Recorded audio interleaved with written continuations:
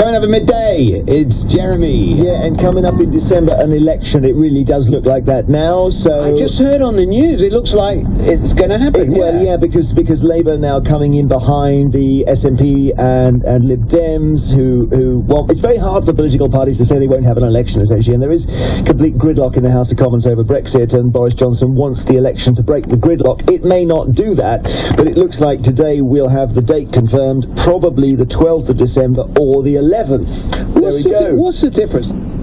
Somebody wants a Wednesday. Yeah, well, it was initially the 9th versus the 12th. The complication was that the Lib Dems, I think, were worried that more students would have left college and therefore maybe not vote for them if the election was on the 12th. They wouldn't put it quite like that, by the way. But in a way, it was, I think, a bit of a power play by the opposition who wanted to say, all right, we'll give you an election that you want, but we want to choose the date. So it was a sort of symbolic thing.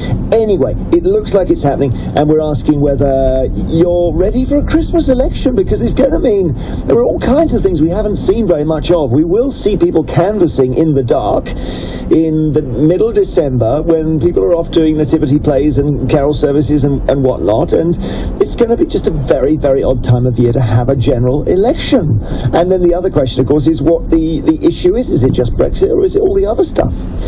So we discussed that. Also, big week this week for all of us at Radio 2, National Fertility Week, and looking particularly at people who've struggled with fertility. We've got a bit of a special one today. We've got a link up with Radio 5 Live, our friends over there.